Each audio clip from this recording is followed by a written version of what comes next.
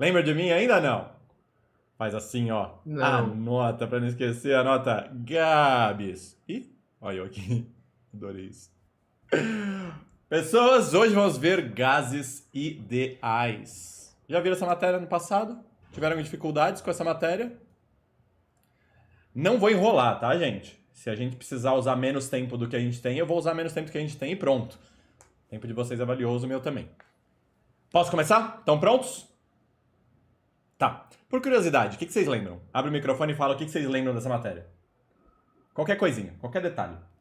Pivete Pivete, prova. pivete e PVNRT. Tá bom, duas formulinhas aqui, né?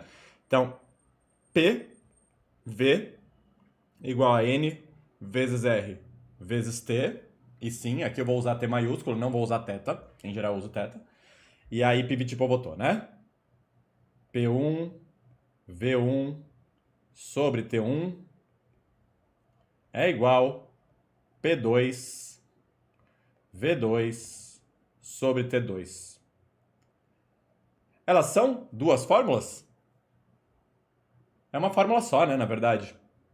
As duas vêm do PV igual a NRT. Tá legal? Vou explicar isso já já. Mas tá bom, tô fazendo um brainstorm aqui do que vocês lembram da vida. Oi, Gui. Oi, Babu. O que mais vocês lembram?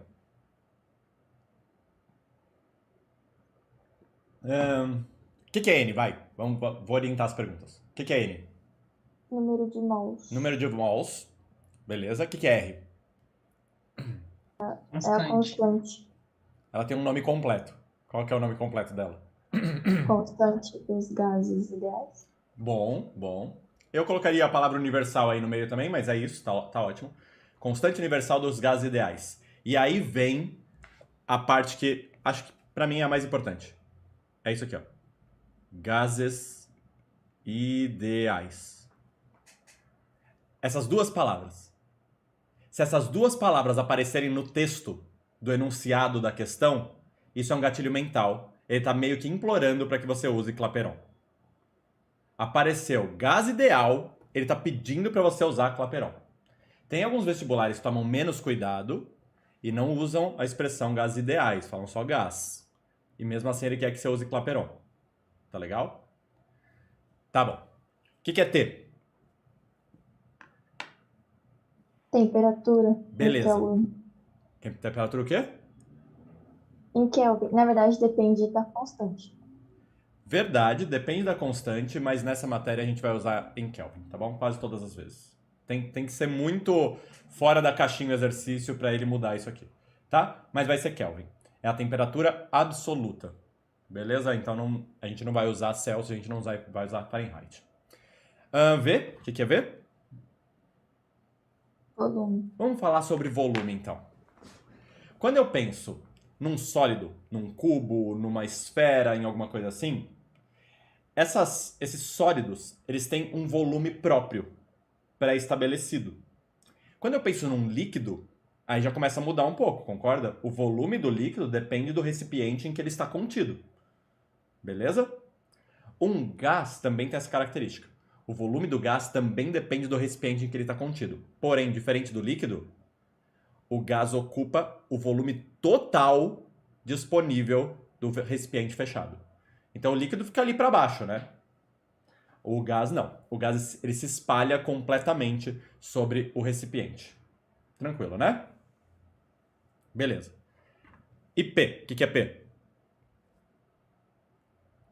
Pressão. Pressão. O que é pressão? Porrada. O que você falou? Porrada? Você falou porrada? Eu gostei da ideia. Desenvolve. Por que porrada? Por que você pensou na palavra porrada? Eu não lembro qual professor que me falou isso, que era tipo, as moléculas tudo batendo nas paredes das coisas. Genial. Imagina assim. O gás, mesmo que você não consiga enxergá-lo, por exemplo, a atmosfera onde você está vivendo, né, você respira, você puxa coisas para dentro do seu pulmão. Você não consegue enxergar o que você está puxando, mas está puxando coisas para dentro do seu pulmão e depois está expelindo essas coisas, tá bom? O gás, ele é formado de partículas, beleza? Várias moléculas. Essas moléculas, elas têm energia cinética. Lembra que eu falei que dá pra complicar a matéria? Tá bom, eu não vou complicar muito, tá? Mas elas têm energia cinética. Cinético vem de movimento. Então elas têm energia de movimento. Essas partículas, elas estão agitadas, beleza? Como elas estão agitadas, eventualmente elas colidem. E elas batem umas nas outras. Então, uma molécula faz pressão sobre a outra. Na verdade, se eu for pensar, pressão é força sobre área. Tá? A gente não teve uma parte específica de pressão ainda, mas pressão é força sobre área. Quando há uma colisão, há variação na quantidade de movimento, portanto há impulso, portanto há força, beleza? E existe uma área em que essa colisão ocorreu, logo rolou uma pressão, beleza? Se eu tiver muitas colisões, eu digo que a pressão é maior, se tiver poucas colisões, eu digo que a pressão é menor. Simples assim. Então o gás, ele colide entre si, ele tem uma pressão própria, e ele colide também com as paredes do recipiente em que ele está contido, beleza? Então eu tenho dois tipos de colisão aí. Interna e eu tenho uma colisão com a parede do recipiente. Tranquilo até aí? Sim? Tá. Se as partículas estiverem mais agitadas, concorda que o número de colisões aumenta? Faz sentido isso para vocês, né? As partículas estão mais agitadas, as colisões aumentam. E se tiver mais partículas, as colisões também aumentam. Faz sentido isso? Tá legal. A agitação das partículas tem a ver com a energia cinética interna do gás.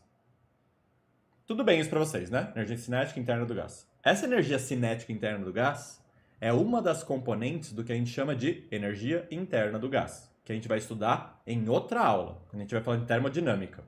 Beleza? Mas saiba que um gás tem uma energia interna. Essa energia interna está relacionada à temperatura absoluta daquele gás.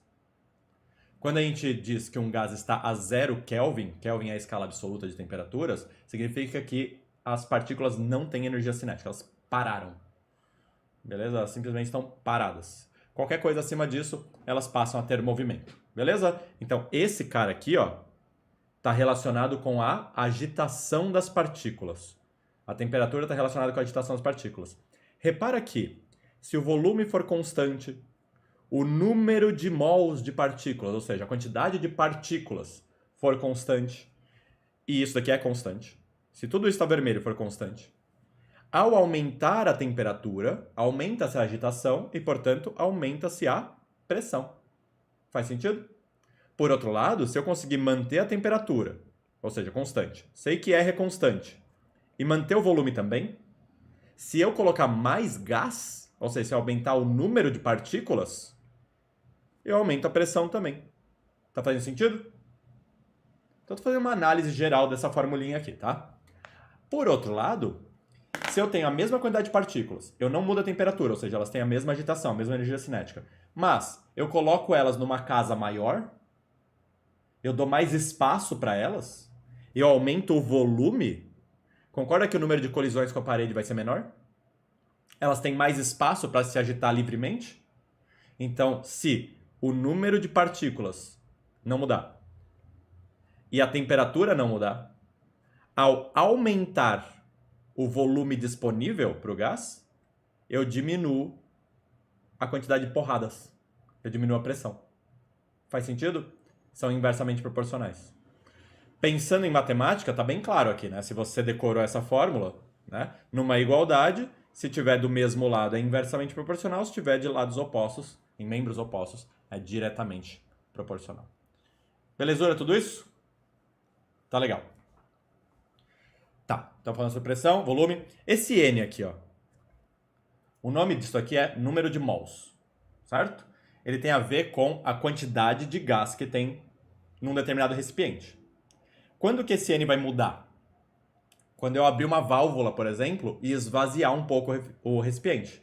Eu estou liberando moléculas para outro lugar, tá claro? Estou diminuindo a quantidade de gás e, portanto, diminuindo o número de mols.